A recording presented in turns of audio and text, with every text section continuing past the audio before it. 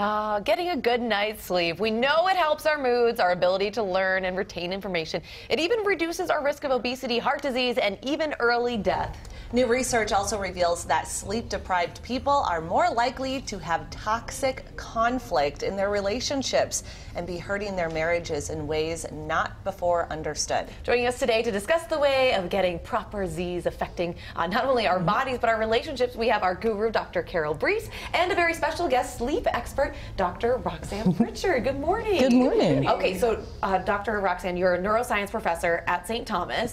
So obviously you two have known each other for a while. I think that, when it comes to sleep, we hear the 8 hours, and you're like, oh, I got 6. It's probably not that big of a deal. Is a couple of hours make that big of a difference? Well, obviously we can survive a couple hours lost here and there, otherwise we'd never have children, right?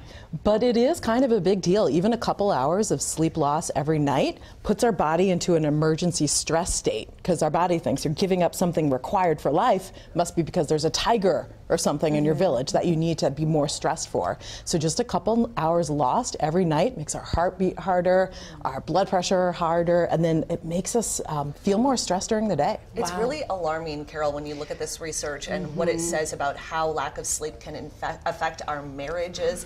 Is it just because we're more moodier than normal when we're tired? Yeah, it's so important to recognize this. So there's this great study at Ohio State University that looked at 43 couples, and they were married between 3 years and 27 years. And so we actually have now scientific evidence that couples who are sleep deprived have nastier conflict. Their tone is more negative on any topic of conflict. So it's really important that it's not just mood, but we know that the words we use, we're less patient, we're less kind in conflict, and it's negatively impacting our relationships. Okay, so what's crazy about that? We know that sleep is bad for us, and then it's bad for our relationships. But actually, Roxanne, then that bad relationship is impacted on your health too. Absolutely. It's crazy. It's a horrible cycle. Right? How does that work? So in this study, the couples gave their blood before and after they were asked to talk about things like taxes and elder care and all these contentious topics.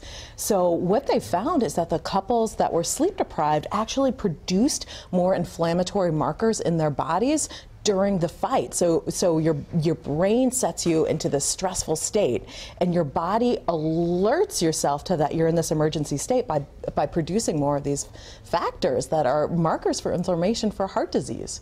Wow. So, Carol, I mean, the obvious would be like, okay, let's just get more sleep, right? But easier said than done for so many people. What else can we do, Carol? Well, so awareness, of course, is the first step. So this idea, like we were talking before this segment, that, going to bed angry, a lot of people were saying, don't go to bed angry. No, it's okay. Like, because I just got married, and that was like the #1 piece of advice that people told me. It's wrong. No, absolutely. Go to bed. Go to bed. Joy cometh in the morning. That's a proverb. It's so important. So some of the other research shows that when we're sleep deprived, the next day we use more negative words in our day.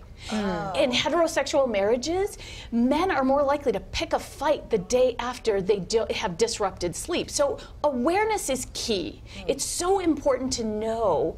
Can you stop yourself in a fight and say, like, hey, you know what, I just need a little bit more sleep? That's a great strategy. Say, you know what, time out. Let's not do this today. Let's put this conflict to tomorrow or after I get some more sleep.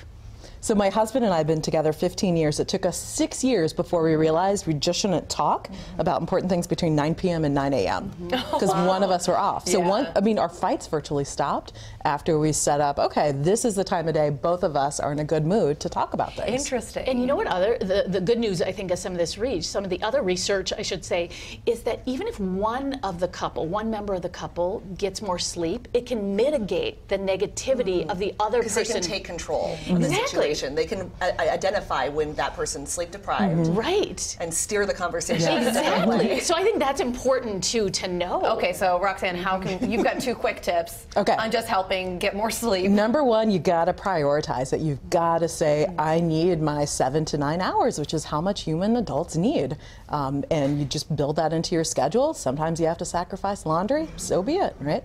The second thing is we have to do a digital detox. We have to get away from our screens and our phones at least half hour before bed so we can mentally unwind and kind of relax.